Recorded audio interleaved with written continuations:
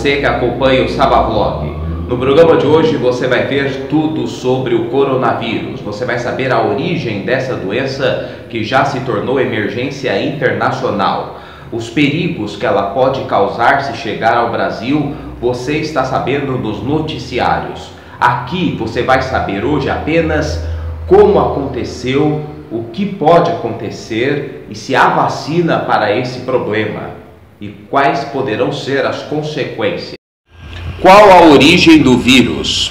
O novo vírus é apontado como uma variação da família coronavírus. Os primeiros foram identificados em meados da década de 60, de acordo com o Ministério da Saúde. A variação originada na China foi nomeada oficialmente pela Organização Mundial da Saúde como doença respiratória de 2019, nCoV, em 30 de janeiro. Ainda não está claro como ocorreu a mutação que permitiu o surgimento do novo vírus. Outras variações mais antigas de coronavírus, como SARS-CoV e MERS-CoV, são conhecidas pelos cientistas. Eles também chegaram aos humanos por contato com animais, gatos, no caso da SARS, e dromedários, no vírus MERS. Onde surgiram os primeiros casos? A OMS emitiu o primeiro alerta para a doença em 31 de dezembro de 2019, depois que autoridades chinesas notificaram casos de uma misteriosa pneumonia na cidade de Wuhan, metrópole chinesa com 11 milhões de habitantes, sétima maior cidade da China e a número 42 do mundo.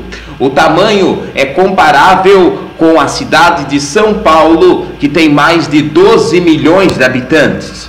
O surto inicial atingiu pessoas que tiveram alguma associação ao mercado de frutos do mar em Wuhan, o que despertou a suspeita de que a transmissão desta variação de coronavírus ocorreu entre animais marinhos e humanos. O mercado foi fechado para limpeza e desinfecção. O que é responsável pela transmissão? Ainda não se sabe como se deu a primeira transmissão para humanos. A suspeita é que tenha sido por algum animal silvestre. O tipo de animal e forma como a doença foi transmitida são desconhecidos. Uma hipótese é que o novo vírus esteja associado a animais marinhos. Entretanto, ao menos duas pesquisas apontam outras possibilidades. Uma delas cita cobra e outras morcegos. Onde estão as infecções? A maioria dos casos está na China, mas há registros em dezenas de países em 4 continentes. Na China, a doença foi registrada em todas as províncias do país, incluindo o Tibete, a última a registrar casos. A maior parte dos infectados, no entanto, estão na província central de Hubei. Países com casos confirmados: China, Japão, Malásia, Singapura, Coreia do Sul, Tailândia, Vietnã, Nepal, Camboja, Sri Lanka, Emirados Árabes, Índia, Filipinas, Rússia, Estados Unidos, Canadá, França, Alemanha, Finlândia, Suécia, Itália, Reino Unido, Austrália e Espanha. Onde ocorreu a primeira morte? Na China, em 9 de janeiro. Um homem de 61 anos foi a primeira vítima. O paciente foi hospitalizado com dificuldades para respirar e pneumonia grave e morreu após uma parada cardíaca. Naquele momento, 41 pessoas já haviam se infectado. Que medidas foram adotadas para evitar a proliferação do vírus? Ao menos 10 localidades chinesas suspenderam a circulação do transporte público, uma medida para tentar evitar que o vírus se espalhe. Todas estão na província de Hubei. É na província de Hubei que está Wuhan, cidade considerada epicentro da doença. Wuhan está sob quarentena. As outras cidades afetadas pela medida são Ezhou, Huanggang, Xibi, Shantou, Shenzhen, Qianzheng, Huxiang, Xinang e Xiang. Em Wuhan, autoridades chinesas estão construindo um hospital com 1.000 leitos para atender os casos da doença. O Ministério de Ciência e Tecnologia da China lançou 8 projetos de pesquisa de emergência para ajudar a lidar com o mais recente surto de coronavírus no país. Pequim cancelou as comemorações do Ano Novo Chinês e suspendeu a entrada de turistas.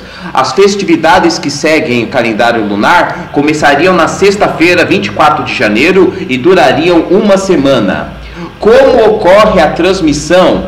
As pesquisas apontam que a primeira transmissão ocorreu de animal para humano e depois passou a ocorrer de pessoa para pessoa. O que ainda precisa ser esclarecido, de acordo com o infectologista Leonardo Weisman, é a capacidade de transmissão. Cientistas do Colégio Imperial de Londres estimaram que a taxa de transmissão do novo coronavírus entre humanos é de 2 a 3 pessoas para cada paciente infectado. O relatório divulgado em 25 de janeiro é preliminar e foi feito a partir de modelos computacionais baseados em dados de epidemias anteriores. Outro ponto ainda a esclarecer está relacionado ao perfil dos pacientes. Ao menos 3 estudos científicos já divulgados apontam que homens idosos com problemas de saúde são os mais vulneráveis. A idade média das vítimas era 75 anos, segundo o Comitê Nacional de Saúde da República Popular da China. Enquanto isso, um artigo divulgado na sexta, 24, na revista The Lancet, mostra que a maioria dos sobreviventes tem até 49 anos e é saudável. Quais são os sintomas? Foram identificados sintomas como febre, tosse, dificuldade em respirar e falta de ar. Em casos mais graves, há registro de pneumonia, insuficiência renal e síndrome respiratória aguda grave. É um vírus que vem para ficar ou vai desaparecer? Não se sabe ainda. Alguns vírus, como o da catapora, não voltam a causar a doença novamente após uma primeira infecção. No caso do vírus da Zika, por exemplo, o corpo responde e a mesma pessoa não passa a ser afetada novamente, o que gera uma redução natural no número de casos. A ciência precisa estudar se o 2019 nCoV gera uma resposta imune definitiva ou se uma pessoa pode ser infectada mais de uma vez. Há vacina disponível? Ainda não há vacina disponível. A Coalizão de Inovações em Preparação para Epidemias, Grupo Internacional para o Controle de Doenças, anunciou um fundo para apoiar os 3 programas de desenvolvimento de vacinas contra o 2019 nCoV, o novo coronavírus. A Rússia também informou que busca uma vacina para o vírus. Um grupo de cientistas americanos anunciou que deve começar a testar as vacinas em 3 meses. Qual o status de transmissão entre os países? A OMS declarou nesta quinta que os casos do novo coronavírus nCoV são uma emergência de saúde pública e interesse internacional, não pelo que ocorre na China, mas pelos outros registros em outros países. Com isso, uma ação coordenada de combate à doença deverá ser traçada entre diferentes autoridades e governos. Esta foi a 5ª vez que a organização decretou estado de emergência global para uma epidemia viral. As decisões anteriores foram tomadas para o Zika vírus, a gripe H1N1, a poliomielite e o ebola. A OMS diz que entende como emergência pública internacional apenas eventos extraordinários, quando há um risco para a saúde pública em outros países devido à propagação de doenças, exigindo uma ação coordenada.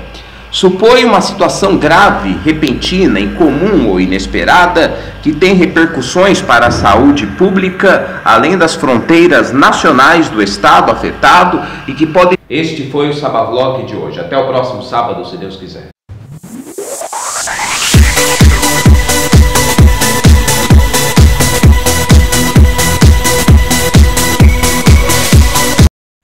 Samara Queiroz, a nova fisioterapeuta de Itapeva. Telefone 15 99848 6024.